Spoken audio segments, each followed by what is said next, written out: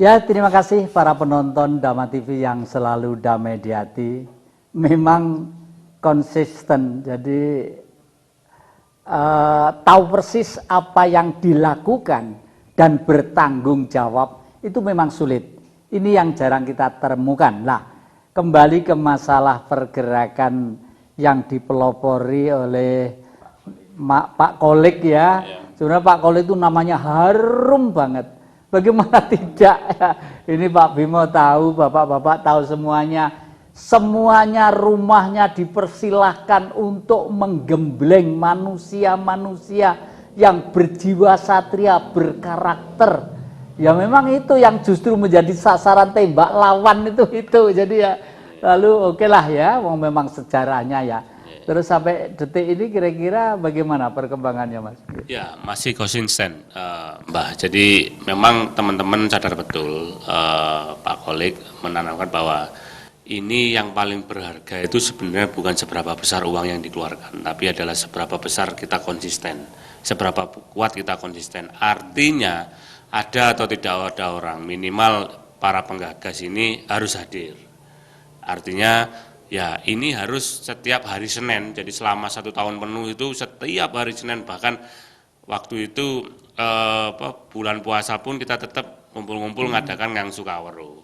Artinya memang setelah konsistensi ini kita mampu membuktikan, ternyata yang muncul selanjutnya adalah militansi, semangat untuk terus bergerak dan menularkan kemana-mana. Ini yang kemudian membuat Tunggul Wulung semakin besar.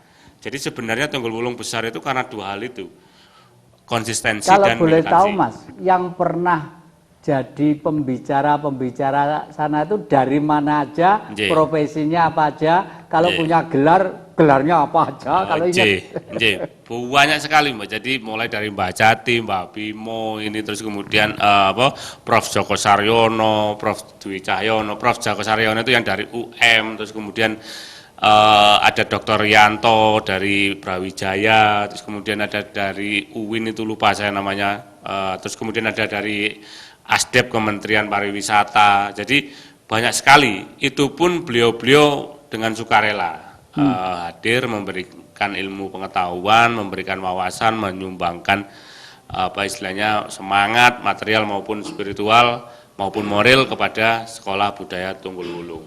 Karena memang prinsip dasarnya Sekolah Budaya Tunggul Wulung adalah gotong royong gitu. Kita tidak mampu memberikan apa istilahnya dalam bentuk materi, tapi kita memberikan dalam bentuk apresiasi. Gitu.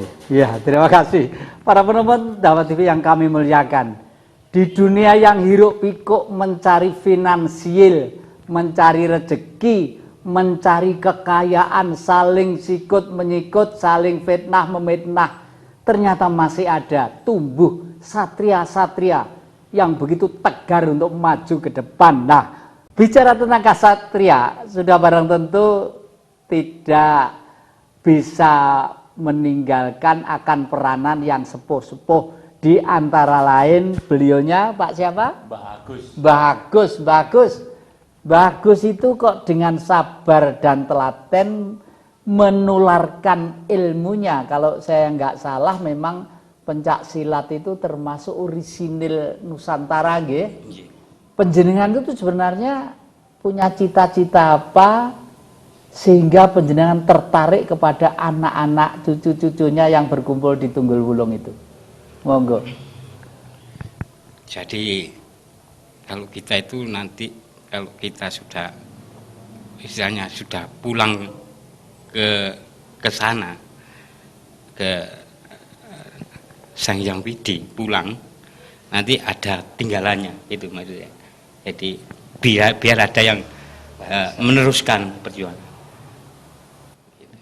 Kelihatannya sepele para penonton, bahasanya sederhana tapi dalam sekali. Paling tidak besok kalau sudah kembali ke Sang Hyang Widi, apa yang kita perbuat ini memang kembali suci, entoh sejarah pasti akan dicatat oleh anak cucu kita. Ki Bimo, ini samar yang mesti harus menguraikan. Saya kalau udah gini tuh rasanya kayak nggak betah ngempet saya itu ya. Monggo. Ya. Jadi menyambung apa yang disampaikan oleh Mbak Agus ini, bahwa apa yang dilakukan ini kok sudah langsung kepada warisan, ini harus ditularkan ke anak cucu. Itu Mas Jati. Jadi apa yang dikerjakan oleh Mbak Agus ini itu bukan untuk sekarang, tapi untuk masa depan. Itu yang bisa saya tangkap. Dan tentunya Mbak Agus juga harus menjelaskan tadi Mas Jati, biar dilanjut. Mulai kapan Mbak Agus ini belajar pencak silat yang kemudian namanya pencak dor? Kenapa dikatakan pencak dor? Monggo Pak Agus. Saya belajar mulai SMP kelas 1 waktu itu. Dan belajar saya itu bukan di Malang sini, tapi saya belajar itu di Magelang. Ya, tepatnya itu saya itu dekat sama Romo Semono. Jadi Putra Romo ya. Insya Allah begitu. Insya Allah begitu. Jadi saya banyak masukan dari Romo itu. Jadi saya itu saya geluti pencaksilat itu mulai dari nol, dari akarnya. Jadi kalau kita belajar pencak dor itu mulai dari gerakan pertama, mulai duduk sampai persembahan itu semuanya berarti, tidak ada yang tidak ada tidak ada gunanya, ada gunanya, mulai dari persembahan gitu. Ini mungkin anak-anak cucu kita pengen tahu kalau misalnya yang dimaksud persembahan itu kan luas banget lah. Sepersembahan dalam pencak silat itu nuwun sewu. Kira-kira gerakannya seperti apa sih nuwun sewu? Coba boleh berdiri. Monggo berdiri sudah nggih. Contoh aja nggih. Sembahyang kayak apa? Itu pasti persembahannya begini ya. Jadi artinya kalau gini itu kita itu harus antara ibu dan bapak itu nyawiji, jadilah kita. Makanya kita tuh baru begini, baru ke atas, baru begini, kembali lagi begini. Jadi saya diciptakan dari Tuhan, dari tanah, untuk Tuhan. Pancasila kita pegang itu mulai tahun 72 saya gini. Dan sekarang matur nuwun dah. Penonton TV yang kami muliakan, nanti biar ditambah oleh rekan-rekan ini. Beliau itu sangat sederhana sekali dalam pola berpikir, retorikanya, tapi kelihatan keluhuran budinya. Itulah olahraga yang betul-betul membangun karakter bangsa. Kalau secara umum nanti akan menyatu menjadi national and character building, pembentukan suatu karakter bangsa yang berbudi luhur. Dan itulah embrio asal mula Pancasila. Orang Pancasila itu bukan orang sombong. Orang Pancasila itu bukan orang kemelelet yang ekspansi jajah ke sana kemari, tidak. Istilah Ki Bimurwoto adalah hamemayu hayu ing bawono. Coba dari memang betul, oleh karena itu tari Jawa, maaf ini, tari Jawa itu mungkin berangkat dari situ juga. Kalau begini itu sembah kepada Sang Maha Pencipta, begini.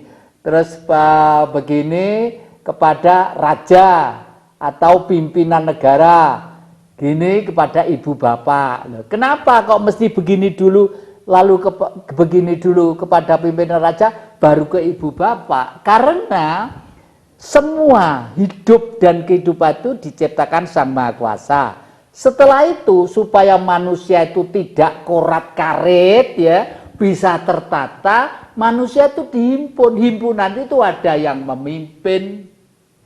Yang memimpin suatu bangsa, ada yang disebut raja, ada yang disebut presiden, dan lain sebagainya. Setelah begini lalu ibu bapak jadi 1, 2, 3. Ya betul juga ini. Waduh.